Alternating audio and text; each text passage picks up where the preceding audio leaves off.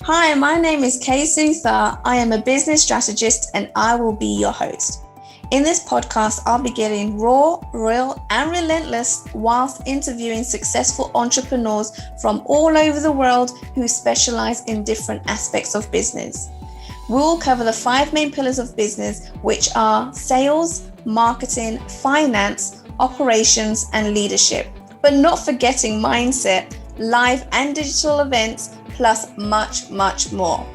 You will gain insights, tips and tricks, and discover jaw-dropping actionable steps that you will be able to put in place for your business right away.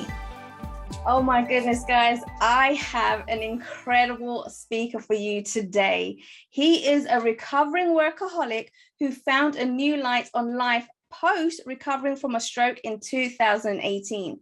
He is the host of Boss Uncaged podcast, CEO of Cerebral 360, which is a marketing and design agency, and a brand and growth strategist consultant at sagrant.com. He has published, guys, 8. Let me emphasize on 8 number 1 best-selling books.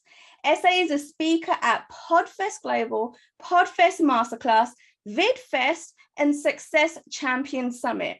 He has 21 years of helping aspiring business owners create strategies and tactics that consistently generate more revenue, build online business presence with creative brands, and growth strategies. Today, he is here today to speak to us about how to effectively utilize growth strategies and systemize practical product launches without having a stroke in the process. Please welcome SA Grant, the CEO and founder of Cerebral Media Inc. and the host of Boss Uncaged podcast. Welcome to the show, SA.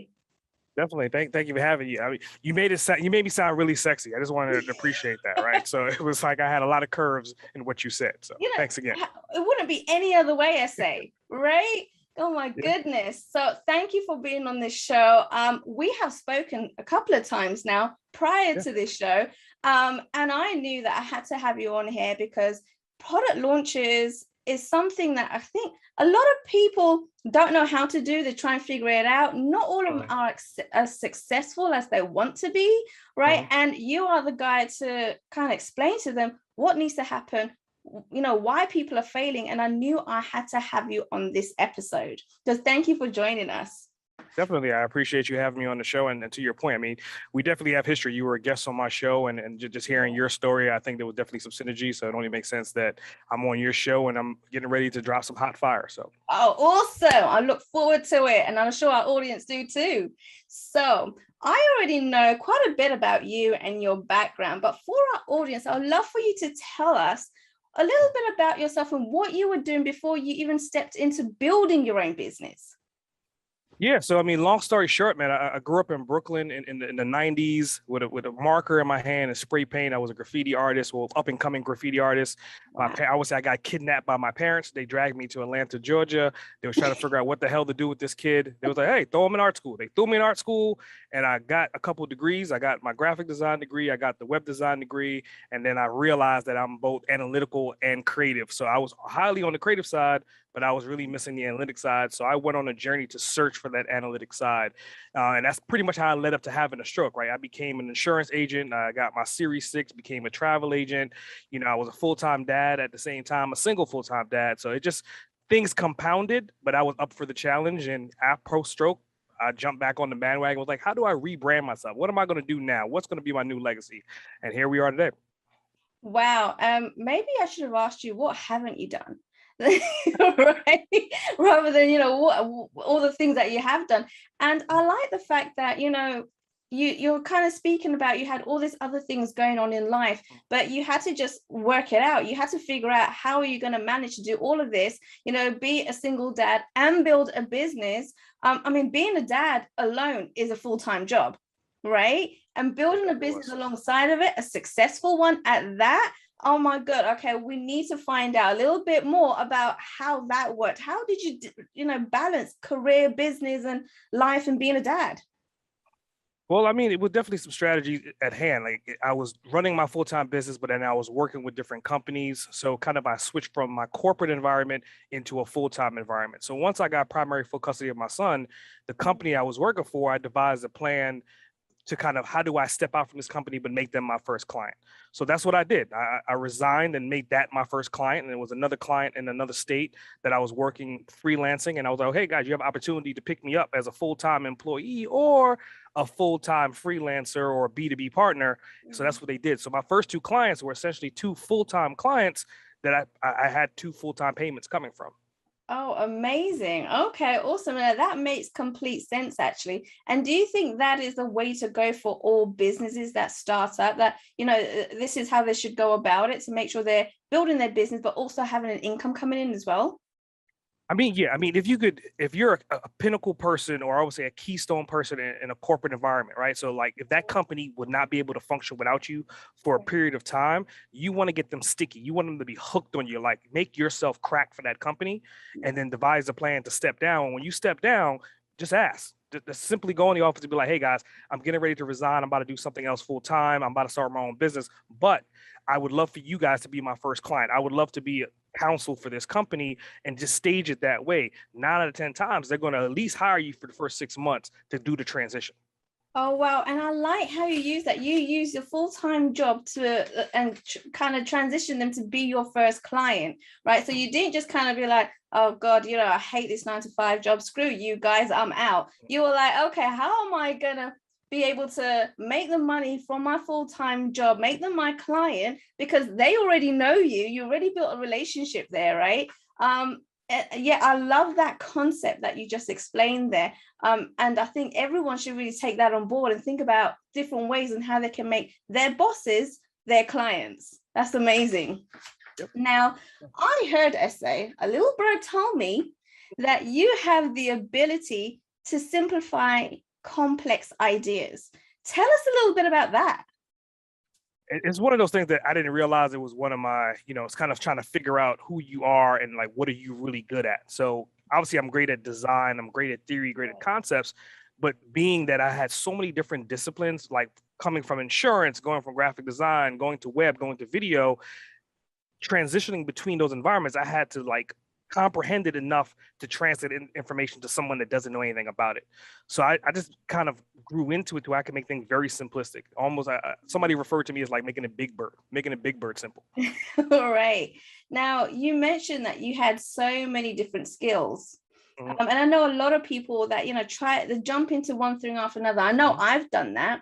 But how did you decide which specific thing you were going to go down and which was best for you?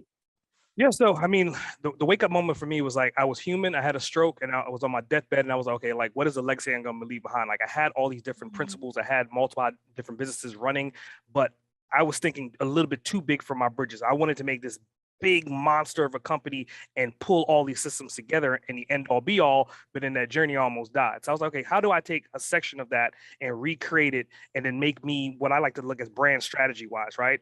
As a person being a brand, I look at myself as a Steve Jobs for my company. My company is Cerebral, and then my Boss Uncaged is my iPhone or my iTunes. So once I figured that pattern out, it made it very translucent for me to understand like what my processes and systems are going to be for my business, and it's not going to be as wide as it was, but more streamlined. Okay, I like that. I enjoy the comparison that you made there as well. That makes so much sense, and it is very simple to understand. Essay, you're doing exactly what you teach people right here on this episode. I love that. And what qualifies you as an expert in this field? I've been doing this since 2000. So I mean, I've been up and down, to your point, in multiple different disciplines, but I first started my journey of my career while I was in college. And in 2000s, when I started my first company, which I still own till to this day. So for the past 20 something years, I've been dibbling and dabbling in testing the waters. So now, like when I rebranded myself as SA and I started writing books and created the Boss Uncaged brand, everything compounded a lot faster, a lot easier because I've seen it and I've done it so many damn times for everyone else. It made it 10 times easier for me to do it for myself. Oh, amazing. And the fact that life experience is what qualifies you. You've done it.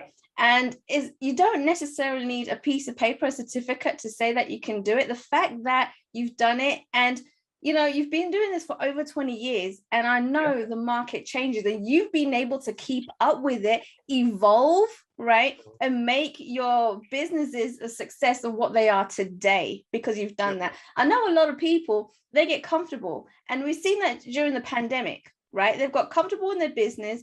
They've not been able to switch or evolve or change or anything like that. And therefore, unfortunately, they've lost their businesses. So tell me a little about that. How were you able to, transition and keep going with adapting to the world that it is today? So it's twofold. I mean, one of it is like a conflict, but being able to control that conflict of interest. And what I mean by that is kind of like, not imposter syndrome, but more so like you see the new thing, right? The shiny object syndrome is more like it. So I would take the shiny object syndrome and put it at scale. Like, so I'm thinking about how do I market? So marketing may be my new shiny object, right? But what in marketing am I going to do next? So then, okay, podcasting. So then I'm looking at these segmentations and I'm like, okay, what do I know about podcasting? Well, I used to work in video, and I understand video, and I understand that audio is very similar to video. Only difference is that it's without the camera. So I try to find the commonalities of what I've done before and what I'm going to do to make sure that there's synergy there. And that's how I select what I'm going to do next versus just, oh my God, I heard people are making money in the industry and I'm just going to jump in cold turkey. Right. And you know what? And something else that you like, that everything that you're saying, I'm loving right now, right? Because you have so many different skills, but what I'm hearing from you is that you've developed those skills, but you've not let them go. A lot of people forget about the skills that they've learned. You've tried to implement it and build it into the business that you have today, right? And so the skills that you learn are always valuable, but it's understanding and seeing where you can actually implement them in your business, right? And Definitely. This is what you do. You actually help people simplify their complex ideas, and having those kind of, the skills that they built up. I'm assuming with your clients, you allow them to kind of evolve through those skills as well, not tell them that they need to build on another skill set altogether. I mean, yeah. So I mean, part of the point, like once you kind of boil it down, I'm an educator, and I'm a good educator. Yeah. So that's essentially what I do with my clients. I'm more so on the education spectrum to say, okay, this is where your business is at. This is where you want to go. I'm going to give you the breadcrumbs, so at least you could comprehend. Like when we have a conversation, it's not deers in the headlight. At least you understand what I'm talking about, and then you can make a conscious decision. If you want us to maintain it, great. If you don't and you want to do it, at least you have enough baseline knowledge to understand and comprehend what goes into that project. Right. Awesome. So I would love to pick your brain a little bit more about product launches. Yep. This is where your skill set is. This is where you help people. Now, a lot of people, they launch their products, but they're not so successful, right? Or they're not as successful as they would want it to be. Or sometimes it's a complete flop. Let's be honest, right? It happens. So can you tell me some of the common things that people doing today that doesn't actually work when it comes to launching your product?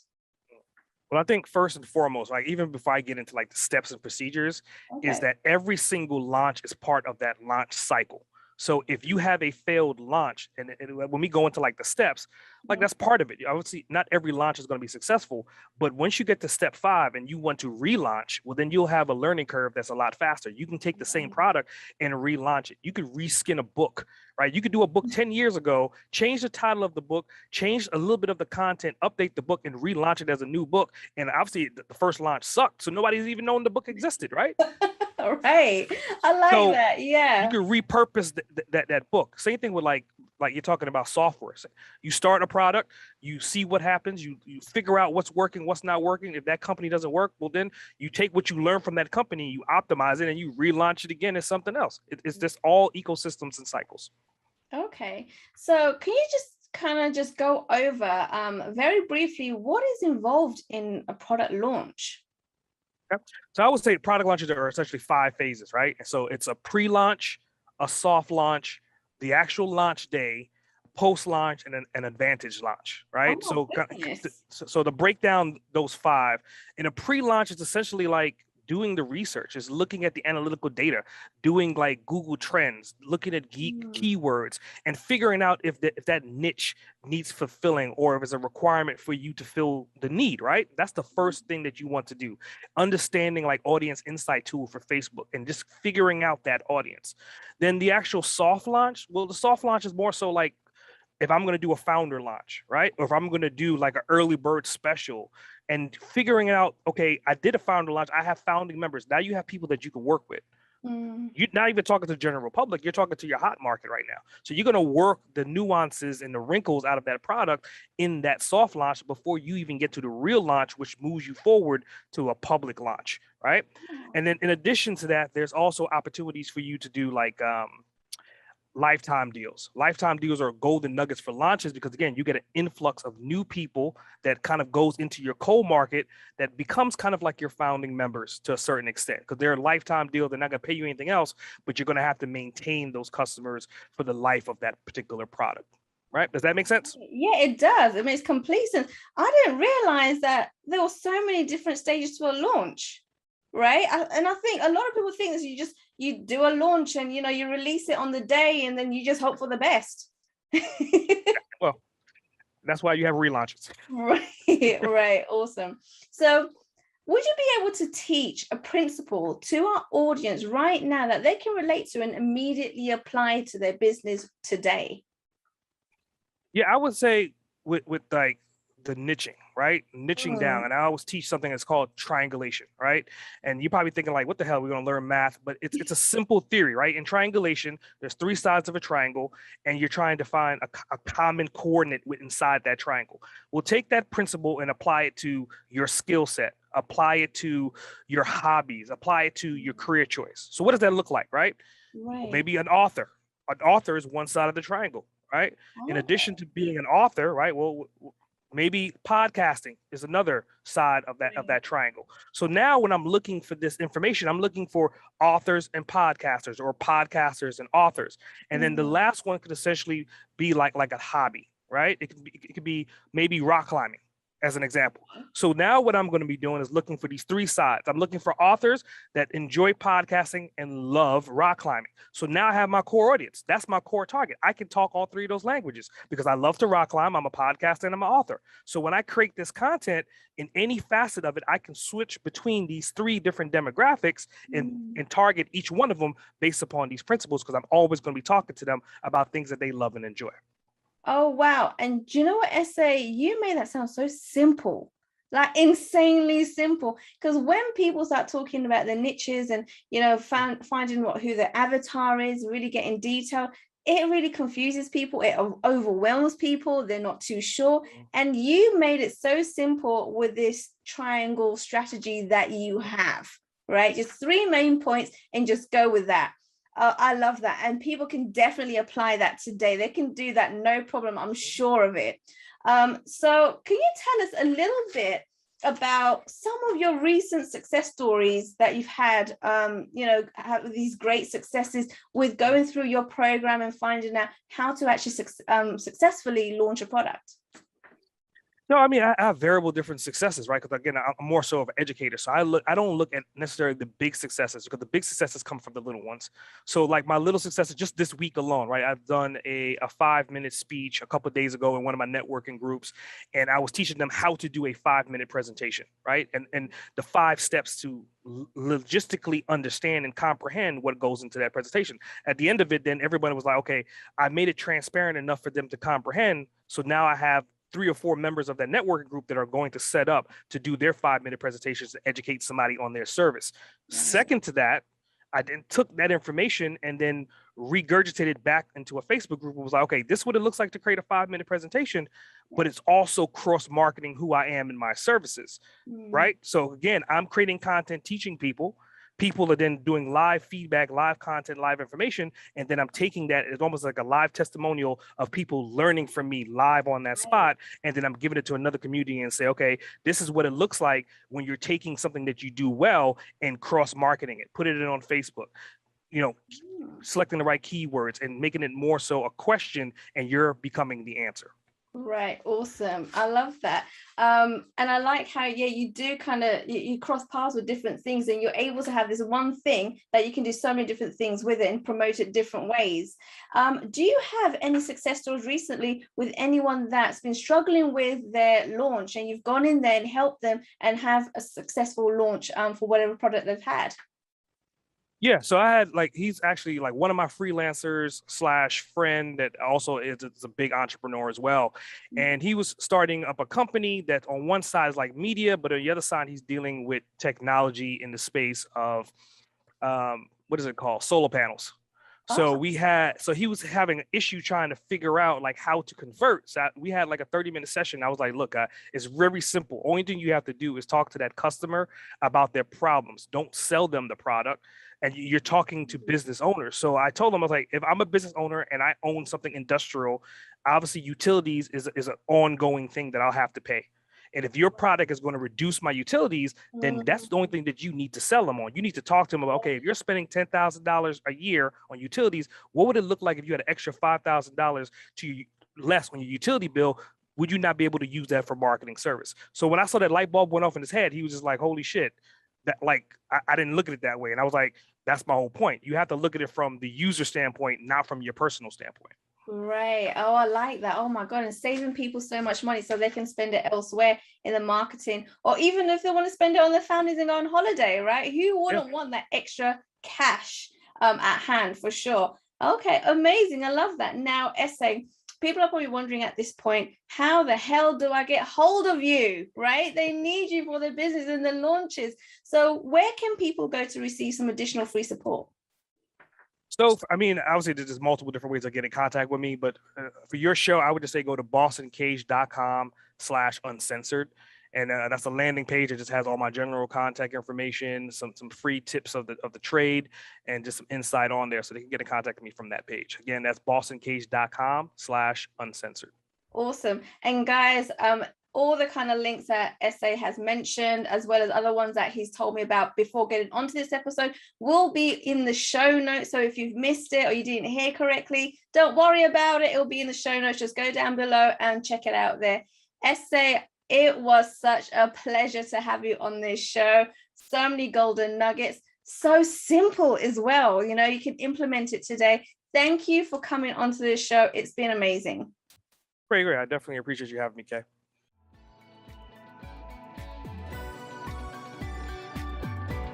Thank you for your time and listening to Uncensored Society podcast. All resources mentioned throughout the episode will be added to the show notes and you'll be able to find them at the bottom as you scroll down. Don't forget to go ahead and subscribe and leave a review in iTunes. Thank you once again.